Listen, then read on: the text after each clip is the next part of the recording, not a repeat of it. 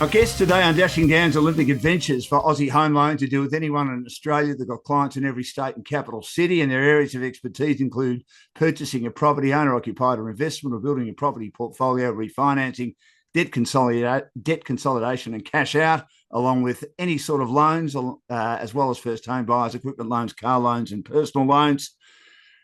Is a lady who went to 3 Olympic Games in swimming, 1988 as a teenager, 1992 and 1996. She went on to win a bronze medal in the backstroke and also won medals in relays in 1996. She's had an outstanding career in the media once her swimming career retired. She's also been a very successful sports administrator. She served on the AOC as well and was, for some 6 years, the head of the AFLW as part of the AFL. It's a great pleasure. And she's heading off to Paris as well to do some commentary so she knows everything there needs to know about the world of swimming. Nicole Livingstone, welcome to the program. Great to have you with us. Hi, Dan. Nice to be with you. Thank you for that very long introduction. It was long. I wouldn't want to do it again, Nicole, because I'm sure I'd muck it up. You look back to 1988 and you were 17 years old. You would have just about been the youngest member of the team. What was that like for a bright-eyed teenager from Melbourne? Yeah, it's interesting looking back at it because it's a very long time, so I have to try to remember it. But there were quite a few of us that made the Australian team back in 1985 that were sort of 13, 14, 15 years of age. And a lot of us went through that same period of time to get into the 1988 Olympic Games together. So I actually think Jodie Clatworthy in the 400 IM was the youngest of the baby of our team. And she's about 18 months younger than me. It doesn't happen as much now, does it? That we saw Shane Gould win all those gold medals in Munich at the age of 15 and she was retired. I remember watching her on the ABC when I was 7 and she was 19 and she was retired at the age of 19, which is incredible. You don't see it as much now, Nicole, swimmers being 13, 14, 15, representing their country. Why is that, you think? Well, I think the counter to that is you don't see as many retiring at 19, which is probably the answer to the question. We see someone like a Kate Campbell, and whilst she didn't make her 5th Olympic Games, she's in her 30s. A lot of our swimmers are now, and our athletes are now able to stay in the sport for a lot longer. So there's not the need to push on and do other things with your life. There's a much more holistic approach now that you are doing other things whilst also doing your sport. So there's not the need to jump out quite so quickly. When did you decide that you wanted to be a swimmer, and when did you feel you were good enough to represent Australia at such a young age? Well, I dreamt about going to the Olympic Games, watching them on TV in Mum and Dad's lounge room in Parkdale in Victoria, about 25k south of the city. I was lucky enough to meet all the Olympic swimmers as they were doing the Olympic trials at what is now the Collingwood Football Club. Under their sprung floor is the 1956 Olympic pool, and that's where the 1980 Olympic trials were held. Right. So I was a little girl of 9 running around getting autographs with the autograph book, and got to meet Lisa Forrest, got to meet Lisa Curry, got to meet Tracy Wickham, Michelle Ford, Dawn Fraser. And from that moment on, I dreamt about going to the Olympic Games, and it was solidified by watching the Olympic Games in Mum and Dad's lounge room, being beamed in from the USSR in the middle of the night and seeing Australia have success. So I said to them then and there that I wanted to go to the Olympic Games. And at that same time, I just started my first race and first big race in a 50-metre pool, and it was 50 backstroke. So not only wanted to go to the Olympic Games, but wanted to be a backstroker. Why backstroke? Why not? You don't have to put your face in the water. You don't have to think about breathing. No, you don't. You can continue a conversation if you want to, but the only workplace hazard is that sometimes you hit your head on the end of the pool because you don't see it coming. Correct. But I loved it. I was fortunate enough to have a really good base with a coach that his foundation was all about good technique. So I was pretty good at all strokes except breaststroke. That's a whole nother sport. I was able to put together a pretty good 3/4 of a medley as well. But I represented Australia in freestyle and also butterfly as well. Little known fact, I did actually race butterfly for Australia in 1987 as well, before focusing on backstroke. But I also raced at the Olympics in freestyle as well. Why was breaststroke more challenging than the other 3 for you, Nicole? Well, I've actually got a daughter who's a breaststroker now, so I don't Right. know how that has actually happened. Um, but breaststroke, we often joke it is a sport of its own. They are very unique characters. They probably could be ballerinas if they wanted to, in terms of the way that they turn their legs out.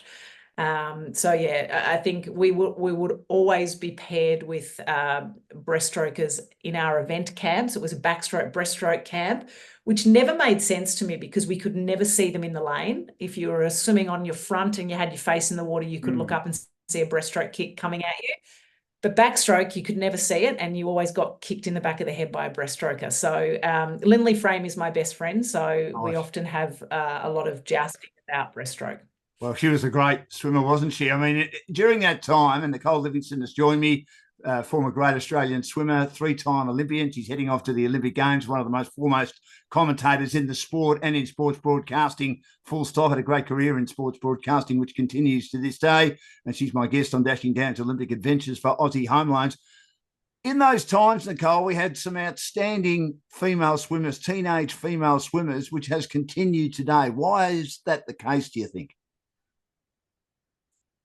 Look, I think Australia has always punched well above its weight, and I think we have this history of having amazing female swimmers and amazing swimmers. So a little like when I was growing up and was thinking about and dreaming about being just like Lisa Forrest and wanting to emulate what she did, we still continue to have that year in, year out. You know, you think of these most recent trials and having someone like Ariane Titmus, Kaylee McEwen, you know, you can rattle off these women swimmers' names, you know, Bronte Campbell, Emma McKeon, Molly O'Callaghan. There are so many of them that are there leading by example and inspiring young girls to be like them. You know, there is this, and it's not even a resurgence, there's suddenly this spotlight on women's sport, but women swimmers and women athletes in the Olympic Games have been here forever for Australia, succeeding and doing a really great job to motivate the next generation. And that's taken place with Swimming Australia.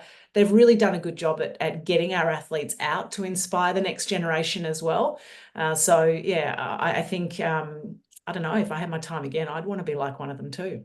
You may have a different view on this, but I get the feeling that the women's team is stronger than the men's team. And what I mean by that is there's more depth as well. Is that right? More depth of talent? With the greatest respect to the men's team. Well, we would be absolutely unbeatable on both the gold medal tally and total medal tally if we had the men's and women's team firing at the same time. The women's team is doing an exceptionally good job. They won't have it all their own way. The US trials have been now completed straight after our trials, and their women's swimmers are also doing exceptionally well. We have some standout male swimmers, you know, Kyle Chalmers going in to try to win an Olympic Games gold medal again and medal for a third time in the 100 freestyle at the Olympic Games. You know, we do have men that swim very, very well. It's just that the women, there are so many of them. The women's 100 free at our Olympic trials, we had 7 swimmers that qualified under the IOC qualification standards. That was the final. So it's almost as hard to make the Australian Olympic team in the 100 freestyle as it is to medal in the 100 freestyle at the Olympic Games. Well, I mean, Emma McKeon's one of our greatest ever Olympians, and she didn't make it in the 100 metres. And I think we all thought, maybe not a certainty, but we thought she'd get one of the 2 spots, didn't we, Nicole? I certainly thought that. What was your view?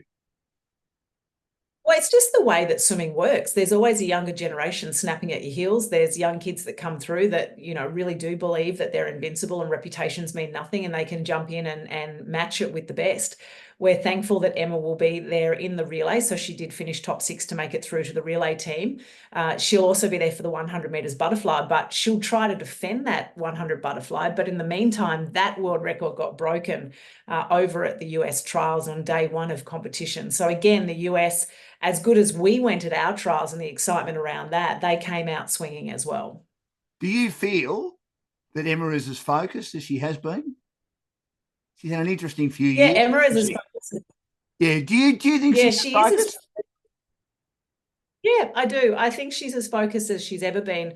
I think what we've seen is she's now 30 years of age.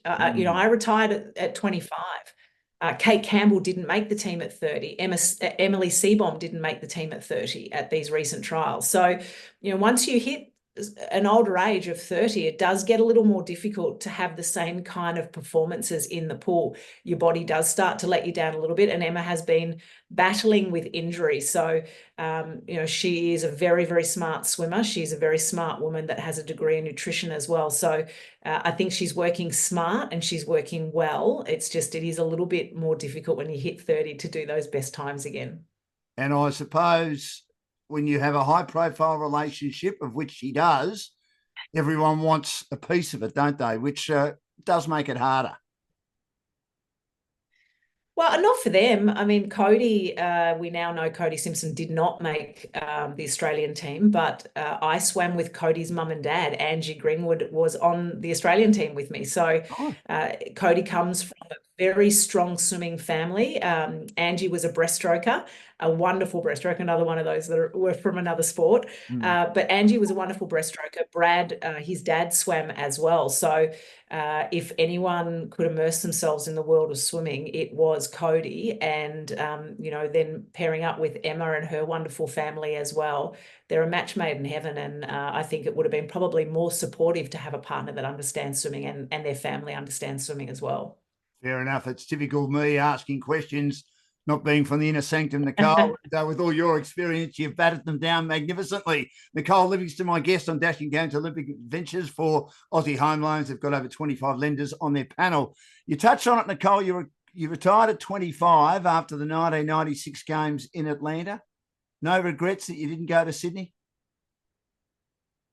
Oh, at that stage, no swimmer had been to 4 Olympic Games, so no regrets from my perspective. I was fortunate enough to go to 3 Olympic Games, swimming on the Australian team from 13 years of age through to 25 consecutively each and every year. So no regrets. I was able to jump straight into a broadcasting career. I walked straight into having that deal signed with Nine and what was Optus Vision. I know you remember that Optus Vision back in those days that had sports vision. So swimming was one of those sports, and I got to jump straight into that and jump straight into working with the likes of Max Walker, Ray Warren, Daryl Eastlake, some really big characters in Australian TV. So to then have the next 23, 24 years of working in the media was an amazing experience. So I wouldn't change anything.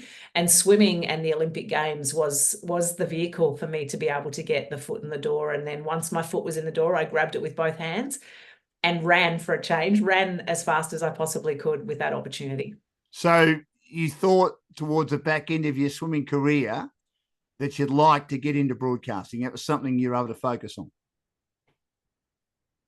Yeah, so I started working for Nine 3 years before I retired. I was doing surf lifesaving and doing that commentary and filling in at Wide World of Sports. So I got the pleasure of, doing things like sheepdog herding, 10-pin bowling, you name it, in those crazy days of Wide World of Sports that I got to do outside broadcasts and be involved with. So Warren Miller's snow adventures, those kind of things. And sitting next to someone like Max Walker was incredible. So I was actually doing it before I retired from swimming. So I've always sort of had these dual careers happening where I was swimming. I was also working in corporate public affairs in the last Olympic Games cycle. I worked in broadcast and then that kind of repeated itself as broadcast started to slow down and I got involved in sports administration. So those things were happening in parallel as well. We'll get to the sports administration shortly, but just on your sports media career, I'm jumping around a bit here, Nicole, because we're covering lots of great topics. Max Walker, the late great Max Walker, no longer with us. I did a couple of sportsman's lunches, I suppose, with him, and he's the funniest bloke I've ever met in my life. What was he like off the air? On the air, he was a dag. Off the air, was he the same sort of guy? He was just so kind. Whilst some people might have seen me as a threat for their position at Wild Water Sports, because there wasn't too many women broadcasting and involved front of the camera, plenty behind the camera. Max was always so kind in supporting me, in encouraging me. I actually got a little section in one of his books about hosting Wide World of Sports, and everything was live. And my heart rate would be up at about 190, 200 beats a minute as I'm reading auto cue live and having to enunciate some of the crazy places as an example, again, of Warren Miller's skiing adventures in all through what was then the USSR that have broken down, and being able to pronounce those properly, and just the fun on set. You know, Max was always part of the little gags that were going on, like me going to the bathroom and leaving my high-heeled shoes on set because I hated walking in them anyway. And the camera guys would stick my shoes to the ground. So when I'd come back and put my feet in, I couldn't move. You know, Max was always part of that. So it was just, you know, he not only was so lovely and caring and giving with his advice, but he was fun to work with, really fun and clean fun. He didn't have to swear, didn't have to, you know, the tongue twisters and the little stories that he used to come up with. It was a really lovely time and a lovely way to start my career, being with someone like him. He always seemed to have a big smile on his face, didn't he? I mean, the cricketers that play with him said he was the funniest bloke they played with. I mean, Jeff Thompson and Dennis Lilly and Ian Chappell, a few larrikins there, Rod Marsh. They just thought he was as funny as a wheel every time he was in the dressing room. Something would happen, whether he meant it to happen in a funny way or whether he didn't mean it to happen. It was just the way he was. It was the way he was working with him at Wildwater Sports as well. But having said that, you know, Daryl Eastlake, who, you know, was really a man's man, was ever so kind to me. He was the very first person I commentated with, and he gave me lots of great advice.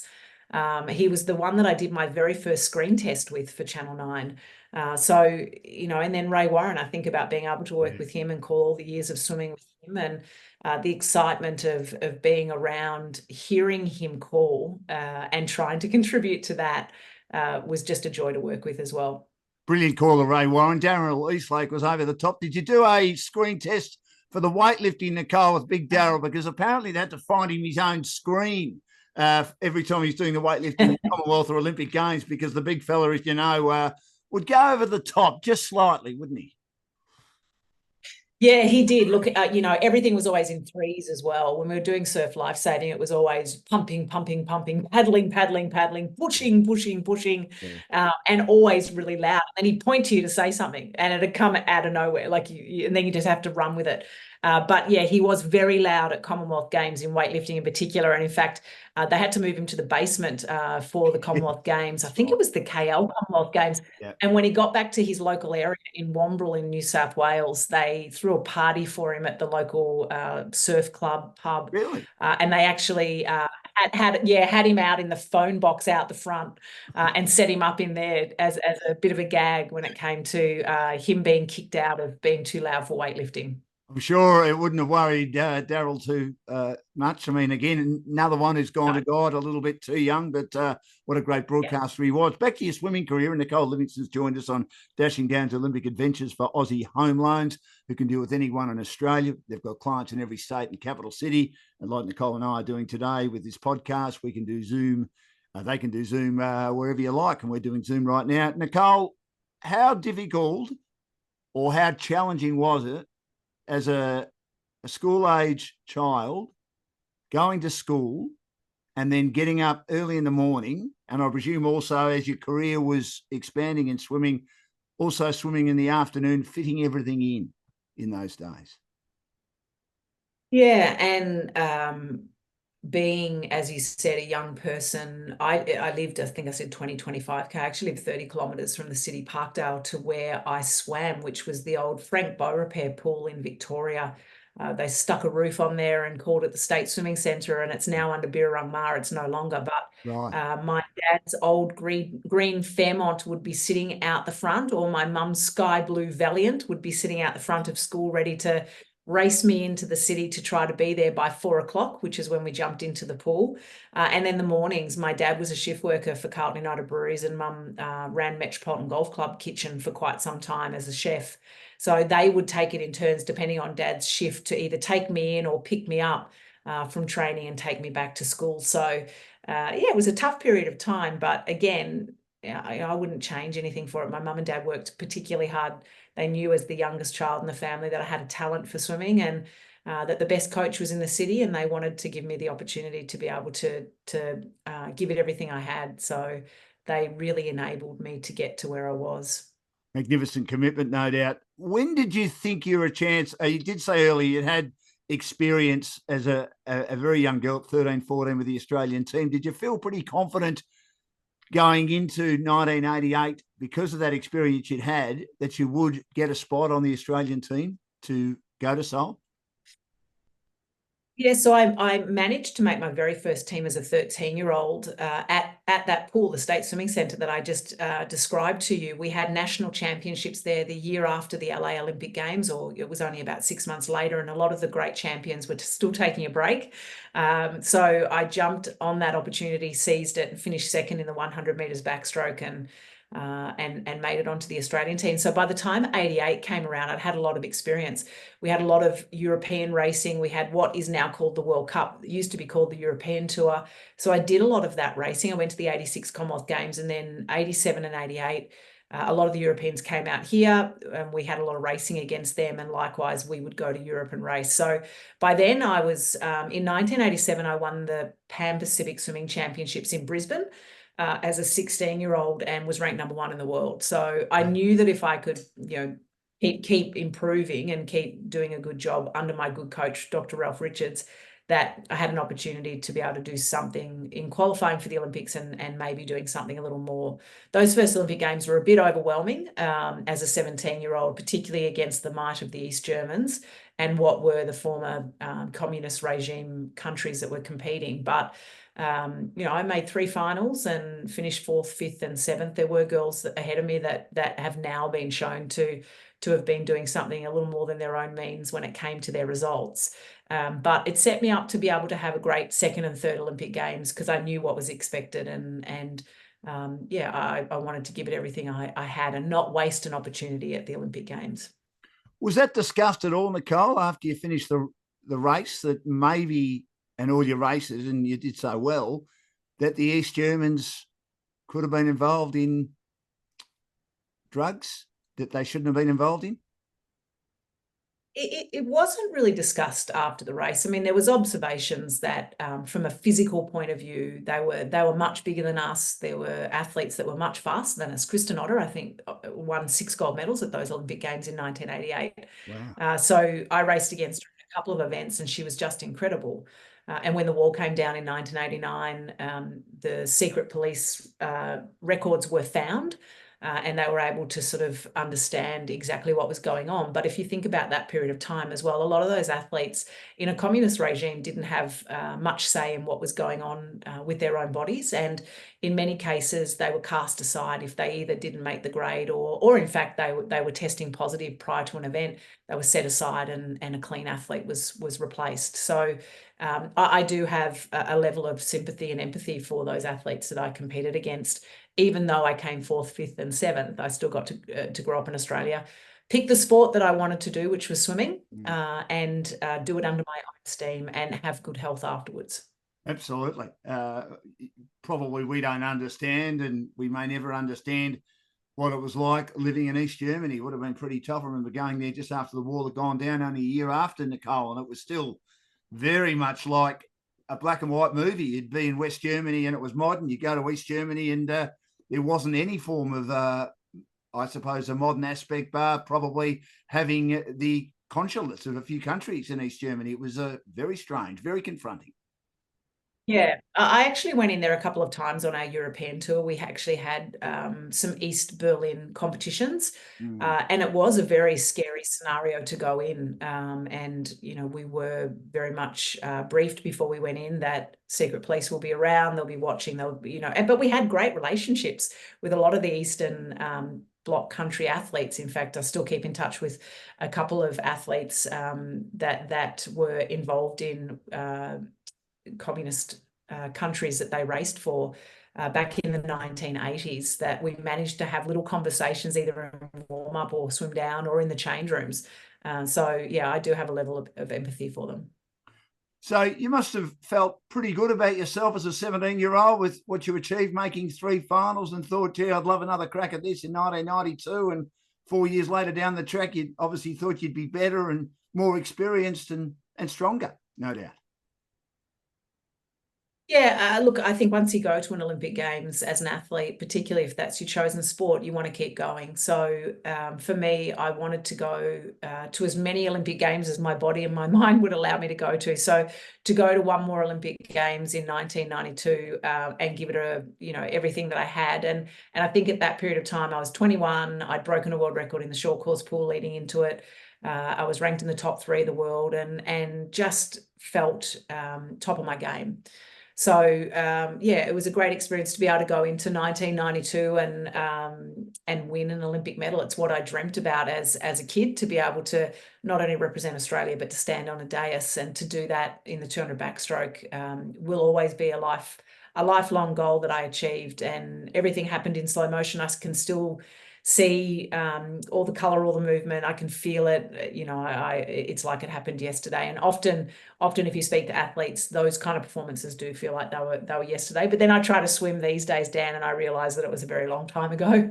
But yeah, Barcelona was an incredible Olympic Games.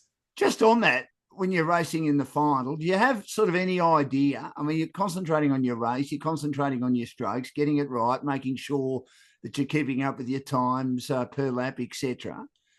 Do you have any idea, Nicole, and this might be, again, a very ignorant question, about what your opponents are doing in lanes next to you? And if so, how are you coping with that, as well as swimming the race? Yeah, it's a bit hard to do it in real time. A lot of that observation gets made beforehand, and the data analytics helps you with that as well. And you can actually compare yourself to other athletes and to figure out where their weak spots are, and where your advantage can be made. So for that 200 backstroke that I won a bronze medal, I knew that Christina Egazegi was going to win the event. She's from Hungary. She was the first swimmer since Dawn Fraser to win 3 consecutive gold medals in the 200 meters backstroke. That was her second gold medal. She won her first at the age of 14. Wow. So it was almost like Christina's, unless something goes wrong with Christina, she's going to win. And then we had to fight it out for the minor medals. I was beside a girl called Dagmar Hauser, who had won the 400 freestyle earlier in the meet and had beaten Janet Evans, which was a big upset. She was right beside me in lane 3. So I knew if I was close to Dagmar, then I actually had a chance. But across on the other side of Christina, and again, I'd studied all of this, was a lady by the name of Lee Lovelace, who was really fast out in the first half of the race, but then she would fade and fatigue and really slow down in that last lap. So the strategy was to be at Dagmar's shoulders, if I could be, by the last lap, and really just hammer home in the last 50, because my strength was to be able to swim very fast in the second half of the race. So I went out very well. You can look at the sort of scoreboard and see in real time how you're going during a backstroke race, particularly at those games, because there were scoreboards at the end. But I could see that I was in 4th for the 3 laps of 4, and that last lap just really hammered home, and was able to touch the wall and look up and see the number 3 after my name and my best time, which lasted as an Australian record for 16 years. So yeah, it was a pretty magical race that happened in slow motion, and the last event of the Barcelona Olympic Games individually. And Kieran had raced that day, and I was the last event. So to see all my teammates in the stands and cheering and celebrating was pretty special. So obviously you felt, looking back, Nicole, that you couldn't have raced any better. It was just about the perfect race. Look, it was the perfect race, because I raced the race and I did my best time. If I look at it now, Kaylee McEwen's going 2:03. And yes, it's 32 years ago. I went 2:10 back in 1992. She goes 2:03 now. And in fact, in the final of this Olympic Games trials, I think I would have made the final for the Australian Olympic Games trials and maybe finished the top 4 or so with my best time. So yeah, I mean, I would have always liked to have gone faster, but that was the best race that I had on the day, and it got me on the podium, as opposed to my 100, which was also my best time ever, and I finished 4th. So I missed the podium. So that's that one was pretty bittersweet and drove me to really want to hammer down that last lap and get on the podium.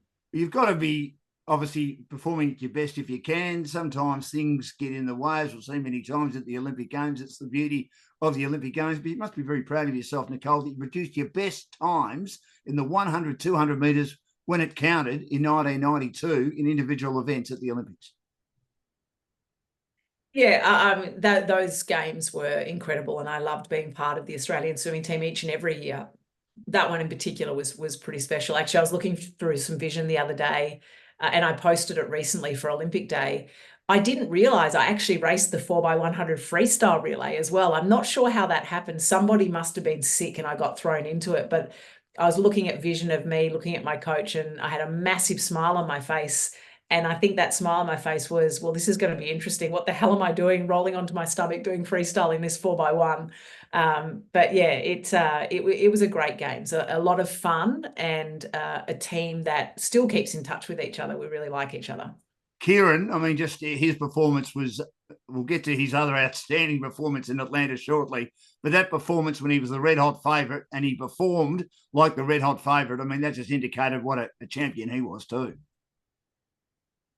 Yeah, he won it by 25 metres. Glenn Housman came second from Australia.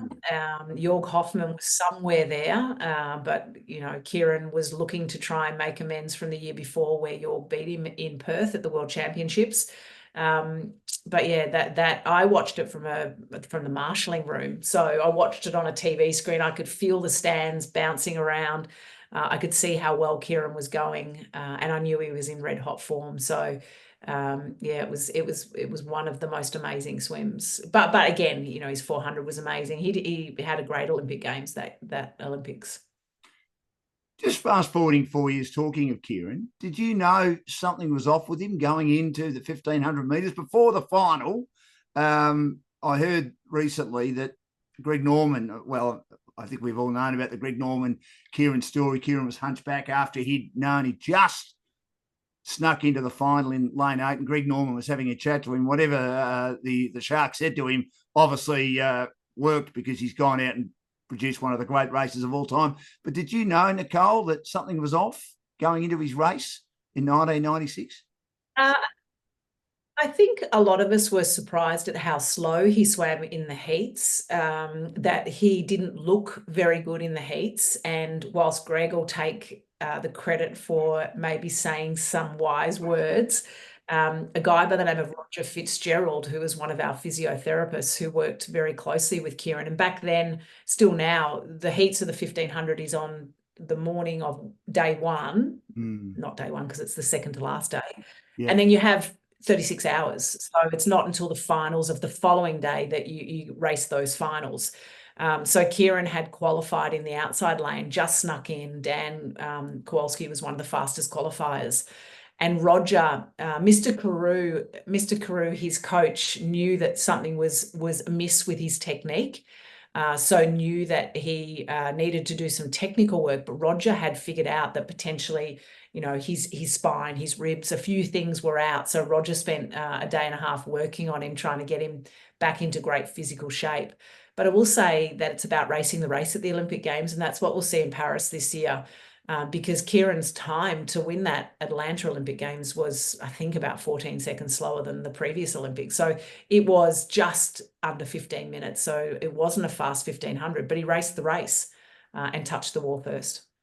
Do we give Dan Kowalski enough credit? I mean, he sort of goes into the background. He was probably the favourite, certainly the Australian favourite after what had happened to Kieran, but he swam a pretty good race as well. And we have to remember he was a darn good swimmer, but he was just in the shadow of Kieran Perkins, one of the all-time greats. Yeah, and look, our 1500 stocks have always been amazing in the men.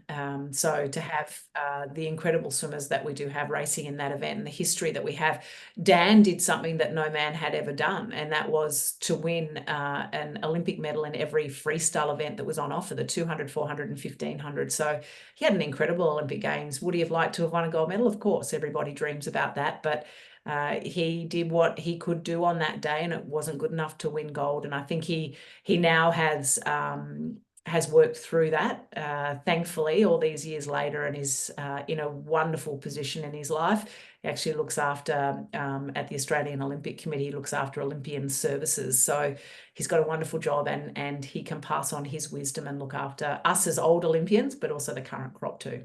He's a great fellow too, Dan Kowalski. Dashing Dan's Olympic Adventures podcast is with you again for Aussie Home Loans, and my guest is three-time Olympian, and she won a medal in 1992 and two in 1996 in the relays, and also a preeminent sports broadcaster heading over to Paris to broadcast the swimming for the IOC, and also a leading sports administrator as well, and Nicole Livingstone. So, Nicole, in 1996, you were involved in two relays. You mentioned before you also swam freestyle. How much training in the freestyle did you do compared to the backstroke? Well, I mean, the majority of our base work is done freestyle, and then you do your main sets in your form stroke. So the majority of my base work was done freestyles. Now I was three-time national champion in 200 freestyle, and actually won those Olympic trials in 1992, heading into the Barcelona Olympic Games. Made the B final, the 200 freestyle, when I won my Olympic medal in backstroke. So I was definitely racing freestyle, but for the 1996 Olympic Games, I wasn't. I was solely focused on racing backstroke, and it was the first time the 4x200 freestyle relay had been introduced to Olympic competition, and the heat had been swum, and Don Talbot made a decision that he would put me in the 4x200 freestyle relay final team for the first time, which was a brave decision, because for the first time in 3 Olympic Games, I think I made like 11 or 12 finals in Olympic competition, but I'd missed the 200 backstroke final for the first time ever. And I think I did a number on myself emotionally, because I had announced that I was retiring from swimming. So I suddenly became overwhelmed with everything. Was the last time I was doing something. So the 200 backstroke, it was the last time I was marshalling, it was the last time I was racing, last time I was diving in, doing my backstroke start. So I just remember that 200 backstroke, the last individual race, doing my underwater and coming up to take my first strokes and thinking, oh, I don't feel very good. And as soon as you start to think those kind of thoughts, you're done for. It's like you're swimming in wet cement. So it wasn't a great 200 back. So it was almost, Don was one of my nemesises. We had ding dong battles on the team. I was quite outspoken with him, but he was. I mean, tyrant is probably too strong a word, but it was Don's way or the highway. And we spent a lot of time as athletes trying to rebel a little bit against that and trying to push the boundaries with him. So I feel like that 200 freestyle relay was Don's parting farewell of, here, you can have a final spot in the 4x2. Don't come back. Thanks very much for your service. So I'll always be grateful that he did give me a spot in that 4x2 to race with Susie O'Neill, Emma Johnson and Julia Greville, and win a bronze medal. Was absolutely sensational. So it was a great experience. How are you feeling when you found out you had to do the freestyle? Was there a bit of training going on pretty quickly, Nicole? Because as you said, you hadn't done a lot of prep in the freestyle. Not that you would have lost the ability to swim it and swim it quickly, but No. were the nerves there more than ever? It was probably more the changeovers as well. Different teams have different relay tactics, but back then the weakest link was always buried as the third swimmer, and I was third. Right. But you have to, my responsibility at those Olympic Games was to touch on a full stroke in backstroke for the breaststroke changeover in the medley relay. That's the only thing I was thinking about with all of our relay changeovers. So to then suddenly have to stand on the blocks and do a freestyle relay changeover with no practicing, not even knowing, what the timing of the swimmer coming in was, what their technique was, in backstroke to breaststroke changeovers, which I did a lot with Sam Riley. It's 4 strokes under the flag. So I would spend a lot of time, and this is where being a chatterbox in backstroke came in. I would spend time actually counting my strokes aloud for Sam to get her timing and know where my lunge was going to be. So to then have to do a freestyle changeover and not go early and not false start and disqualify the team, but not be too slow that you missed out on winning a medal. So, but those, Emma and Julia were only 16. They were the babies of our team. So for myself and Susie to be able to shepherd them through was also really lovely. And again, I still have a lifelong connection with all of those girls. How great a swimmer was Susie O'Neill? Yeah, she was pretty good. She was pretty good. Again, you asked me before, was that the fastest you could have swum? Would you have liked to have swum faster? I'm sure Susie, there are events that she would have liked to have swum faster and done better or done differently. But she did what she could. She tried as hard as she could and came up with a great amount of Olympic medals. I think she's 7 or maybe she's 9 Olympic medals. So yeah, just we used to call her the silent assassin. Yeah. She wouldn't spend a lot of time talking, but she'd get that look in her eyes and away she went. And now I see her and she's working in radio and the like, and suddenly found her sense of humor and her voice, and is the life of the party. But she was very quiet on the Australian swimming team and very determined. So, yeah, a very good swimmer. Did you ever think she'd have a career in the media? There's a few people like that in sport, no chance, and they go into it and they're absolutely outstanding at it. And I've heard a little bit of a Brecky show. She's very good, very good. She's outstanding. She is, and I did see that wicked sense of humor on a team. You can't spend the amount of time. I was on the team with her, I think for about 8 years. You can't spend that amount of time with somebody without seeing their sense of humor or their strong spots or their weak spots. So I know Susie really well. We're really great mates, and she's doing a great job on radio and really discovering the youth that she never had as an athlete. So yeah, she's a good stick. I really like her. Now, the medley relay was a ripper because Australia won a silver medal. This is a darn good team. You look at this team and this would stand up against any Australian women's swimming team, especially in the medley relay. Nicole Livingstone in backstroke, Samantha Riley in breaststroke, Susie O'Neill in butterfly, and Sarah Ryan in freestyle. It's a darn good team, Nicole, isn't it? No wonder you won silver. Yeah. Yeah, it was a darn good team. We wish we had won gold. We actually beat the US in the Pan Pacs the year before in 1995. So they just lifted. They found something in that Atlanta crowd. There was 15,000 home crowd advantage.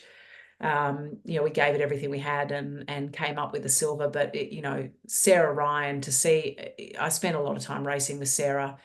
To know that she was our anchor, bringing it home, you bet your house, you bet everything on Sarah, being able to hold her position and defend her position as well. Sam was an incredible career in breaststroke, world champion, and then Susie in the butterfly. We were a great team and again great mates as well. And that marshalling area, when you go in as a team as opposed to individuals, is a lot of fun. You see all the different personalities. Susie was very quiet, whereas I was very loud and liked to try and psych people out. And I think she actually was quite amused by the fact that I used to try and do that in relays as well. And Sam, to me, I've interviewed her as well, seemed pretty quiet as well. She's a bit like a silent assassin, or was a silent assassin on the pool in the breaststroke, Nicole, wasn't she, in a lot of ways? Yeah, look, Sam and Susie used to room together, so they were very quiet. But they liked a good time as well. We did a lot of rookie nights, very innocent initiation nights where we would put on skits and plays and things like that. And Sam always came to the party with that and was a lot of fun. So again, when we see each other, we pick up like it was yesterday, but there's certainly some decades that have gone under the bridge since then. Was that your last race, or was your last race the freestyle relay? Freestyle relay was the last race, yeah. And then that was the night at the Atlanta Olympic Games, the last night of the swimming, where we all went out. We went out to the AT&T Centre, and that's where, unfortunately, a bomb exploded in Centennial Park. So very quickly, and I was one of 14 leaders of that team in 1996, and we were allowed to go out. We just needed to be careful, and I think the rule was, don't get in trouble, don't end up in a headline in a newspaper. So we had to very quickly find where all our athletes were and shepherd people home. So I was out with Emma and Julia, who were our youngest on the team, making sure that they got home okay. So we were all accounted for eventually. And it was a bit of a sad note for the 96 Olympic Games. But I think it gave us an opportunity to continue to bond and be together as a team. When you heard about the bomb, what was your first thought? Is everyone safe? That's probably a silly question, isn't it? Yeah, it was really about, was everyone safe? Because particularly that AT&T Centre, Janet Evans was on stage that night at the AT&T Centre. So it was really about trying to find where everyone was. And Susie was with her now husband, Cliff Fairley, and staying at his place for the night. So we didn't know where Susie was. Same to Sam was with her partner.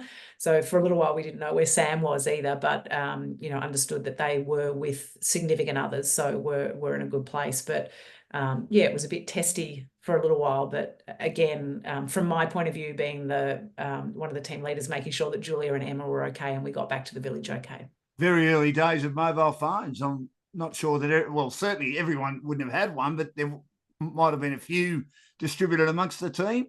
Is that not right, Nicole? Yeah, I reckon we did. We were still getting herograms back in those days, which were the old faxes that were coming through, and we were sticking them on our walls. So, yeah, there would have been very early days of mobile phones. I can't remember having one, but we managed, once word got around, to get back and all be accounted for. Was there any talk from coaches trying to talk you out of retiring, or you'd already made your mind up that there was no chance you'd be right for Sydney, even though it was going to be a home Olympics and you would have been one of the very few swimmers to get to 4 Olympic Games at that stage? Yeah, would have been the only one at that stage from Yeah. Australia. Liesl Jones ended up getting that accolade a little later, but no, I had signed a contract with Channel 9 and was moving on to start working in broadcast and working on wild water sports. So I was ready for my next stage and ready to dive into it, pardon the pun. What was being part of the Sydney Games like, though, in a different role? I mean, they were outstanding Olympic Games, weren't they? I'm not just saying that being an Australian, but I was lucky enough to be there as a broadcaster. My first one, green as grass, but loved every minute of it. It was just run so well, wasn't it?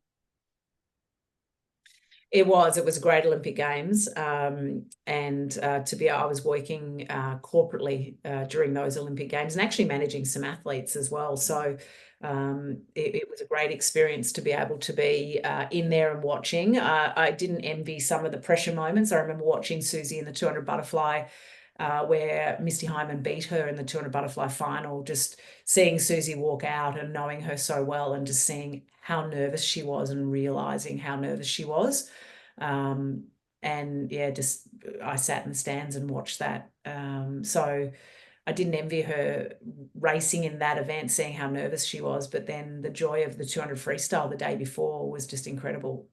So yeah, I rode every bump with them, but it was nice sitting in the stands. Were you anywhere near the main stadium when Cathy Freeman won her race? I often ask athletes like yourself who appear on Dashing Down's Olympic Adventures podcast for Aussie Home Loans, Nicole, about what they were doing, where they were regarding Cathy Freeman, because even though Susie was probably favourite in her race, Cathy was even a warmer favourite in her race and basically had the whole nation on her shoulders.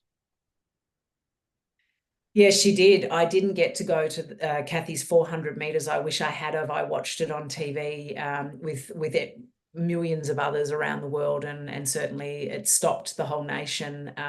But yeah, to see Cathy, even the opening ceremony, holding that torch for so long, waiting for the cauldron to light.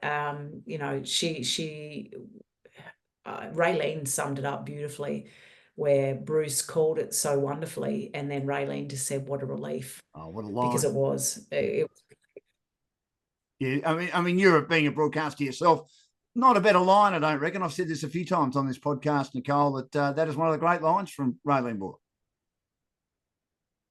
Yes, she did a remarkable job in calling that event, and has contributed greatly, and is in the new Olympic campaign in promoting the 2024 Paris Olympic Games as well. So it's great to see Raylene in that campaign, one of 8 Olympians that the Olympic Committee has chosen to promote the Olympic oath for Australia in promoting the Paris Olympic Games. We also share a birthday, so Raylene and I have a bit of a special bond. Oh, very good. There's a few between you, Nicole, isn't there? I won't say any more. A little bit between it. Yeah, Rub that in every now and then.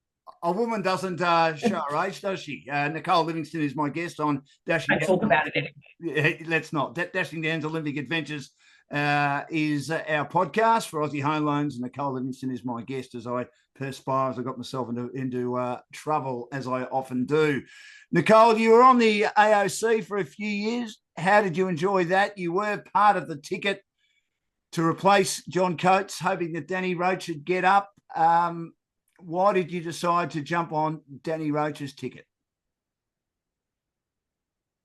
Well, I was fortunate enough to go through 2 election cycles with the Australian Olympic Committee, so had 2 periods of time with them. I felt at that time that it would be good to have some refreshing views of the Olympic Committee in Australia.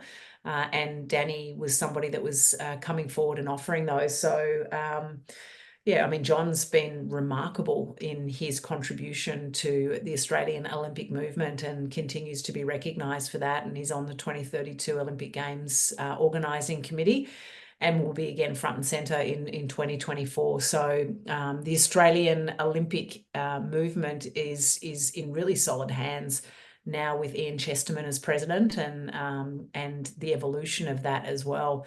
But part of what John did was around the Sydney 2000 Olympic Games, and it's obviously in Olympic folklore now in terms of the share of the 2000 Olympic Games rights and fees, and to be able to then put that into a foundation to help the Olympic movement in Australia survive.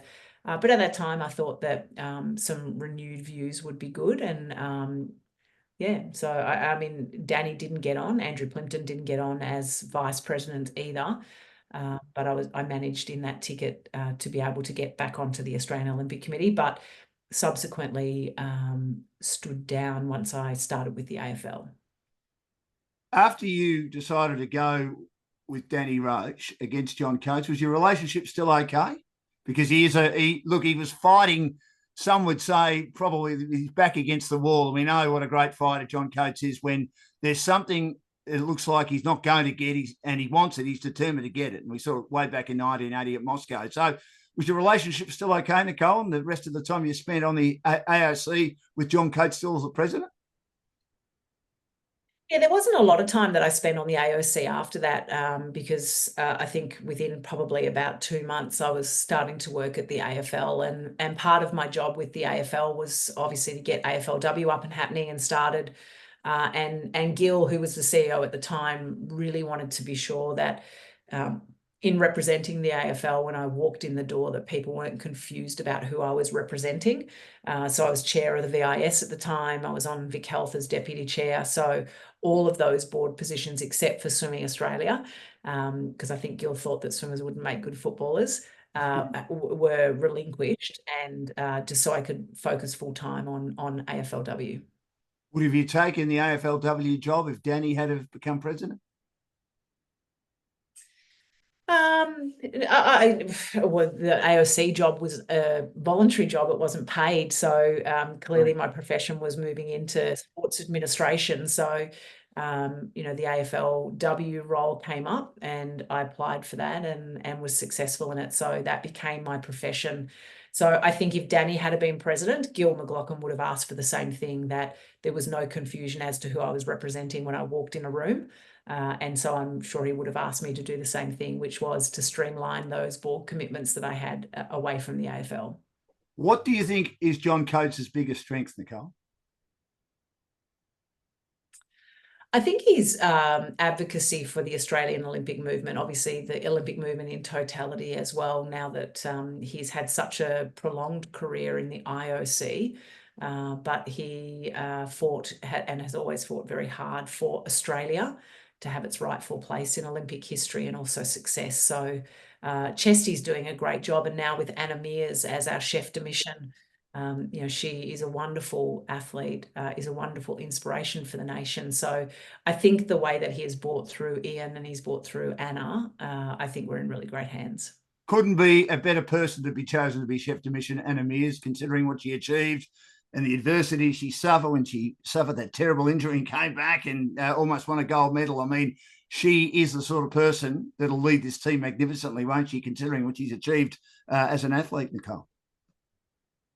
Yeah, I mean, I think about Anna leading the Australian Olympic team, the way that she inspired them in 2016 as team captain, before going out and carrying the flag and giving her address to the Australian Olympic team. I mean, she's a wonderful person and a wonderful athlete. I was fortunate enough to spend a lot of time working on cycling when I was working for Sports Vision and Channel 9. So spent time in those early years with Kerry, her sister, and also Anna being involved in cycling. So yeah, wonderful hands that the Australian Olympic team are in. What do you think makes a good broadcaster, Nicole? I mean, you've been a broadcaster for a long, long time now. I think a good broadcaster enables the athlete's performance to come to light and to really shine through. I think a good broadcaster doesn't make it about them, that they're really focused on bringing to life the performance of the athlete that you're seeing, the drama, the theatre of the mind. If you close your eyes and you listen and you're not watching, you're able to live through every stroke or every stride. And to be able to feel the excitement and to have the spine tingled. So I think that's a commentator's job. My job is obviously and is the expert commentary. Yeah. So a lot of what I try to do is to impart what I'm seeing in the water in layman's terms, so people actually can then look for what I'm talking about, whether it's technique, whether it's race tactics, whatever it might be, but also to know the stories behind those performances that we see. Are you as excited about the Olympics now as you were as an athlete and even in your early days as a broadcaster? Do you think the future's looking pretty bright for it? I love the Olympic Games. I have always loved the Olympic Games since I was little, and what they offer, and that is to inspire not only our nation, but to inspire the world. We come together for those 16 days, a little longer these days, but 16 days of glory, and we're able to unite the world. And often people are saying to me, are the Olympics still relevant? Yes, they are. Because for those 2 weeks, everybody focuses on the Olympic Games, the spirit of the nations, the spirit of the world coming together and really being united. And even for those nations that for some reason there's a difficulty in them being either represented or representing, then we compete under the Olympic flag, which is really lovely to see. That's an addition, a recent addition to the Olympic Games. So I think it unites the world, and I think human endeavour and just the spirit of the Olympic Games continues to roll on. I'm really excited about Paris, and I think Tokyo 2021, from a swimming point of view, given the limited preparation that our athletes had, it was a racing meet. The times weren't important, but the world is swimming fast. And I'm really excited to be able to be there and to commentate on that. And I know it's still 8 years away. How are you feeling about Brisbane? There still needs to be some work that needs to be done, and people need to probably get on the same page, but it will be exciting once it gets here, won't it? Yeah, it will be exciting. The 2028 Olympic Games have just announced all of their infrastructure final plans. So we've got to see, the pool, we've got to see the baseball field, we've got to see all of those facilities. So there is an LA Games before ours. So Yes. we just need to make sure that we're continuing to move in the right direction. There's always drama surrounding a build. We saw that in 2000. I have no doubt that we will get it done as Australians, and it will be done very well. And how do you feel about LA looking for the swimming to be the second week and athletics the first week? It's always been swimming first week and athletics second week. Look, I think most swimmers will say any pool, anytime, it doesn't matter. So if that is determined as the right way to do the Olympic Games for LA, then, the swimmers will just dive in and do what they need to do. So it doesn't make any difference. It will obviously just be the timing of the preparation and whether or not there are enough beds in the village. There's always that transition of people having to go out and come in. So yeah, no problem at all. Doesn't matter. Nicole, we can bring home the gold medal tally. Well, that's exactly right. That's all that matters in the end, isn't it? I'm sure the swimmers will be as prepared as they usually are. It was a very interesting decision made by the LA organising committee a couple of days ago, but we've just been used to having the athletics second and the swimming first. We'll get used to it if swimming becomes second and athletics becomes first, provided the Olympics are still going, Nicole. And just before I let you go, on Dashing Down's Olympic Adventures podcast for Aussie Home Loans, they've got over 25 lenders on their panel. You did touch on your time with AFLW. How proud are you of your legacy in that space and what you achieved there? And do you think that maybe looking back, putting 18 teams in, we went a little bit too early for the AFLW, or do you think it'll grow the way it needs to grow with the 18 teams in the next few years? I think having 18 teams as quick as we did was the right decision. I think when it came to growing AFLW, we have 18 AFL clubs. There was something in that for the equality of the sport to be able to offer women to wear every club's Guernsey as well, and to have the opportunity to be elite athletes. So to have 540 AFLW players now standing alongside the 18 men's teams was a really important move for the AFL. And the foundation clubs that we started with, 8 of them, were year on year having an advantage. So the longer we waited, when I was in that role, the longer we waited to bring in the 18 clubs, the more of an advantage that those foundation clubs had, and potentially more of a gap in terms of the ladder. So I think the right decision was made. And in fact, I was part of that during the 2021 Olympic Games. And I remember sitting in one of the broadcast booths, having all of the teams come in one after another to bid for the licenses, the remaining licenses, and then talking to the AFL Commission and them making the decision that we'll just bring the last group of teams in together. So it's a timely reminder as I line up for another Olympic Games that happened just 3 years ago. So it moves fast, but I'm really proud of where it is. And you think that talent is developing quick enough to keep up with the demand for good players to come in the system? Yeah, I think that the Australian Championships are just about to take place up on the Gold Coast, and I think pre-season training's already started. Yes. Year on year, the players are getting better. So I think AFLW will be a cracking season yet again, with one more round in season 2024. Well, Nicole, you've had an outstanding career as a swimmer, as an administrator so far. That's not finished. Your broadcasting career is not finished. I wish you all the best in Paris. You'll have a great time, no doubt. It should be wonderful watching not only the Australian swimmers, but all the other swimmers and all the other athletes. I really appreciate you joining me for Dashing Down's Olympic Adventures for Aussie Home Loans. And their areas of expertise include purchasing a property, owner-occupied or investment, building a property portfolio, refinancing, debt consolidation, cash out, construction, pre-approvals, first home buyers, equipment loans, car loans, and personal loans. Safe travelling, and thanks for joining us, Nicole. It's been a pleasure. Thanks very much, Dan. Appreciate it.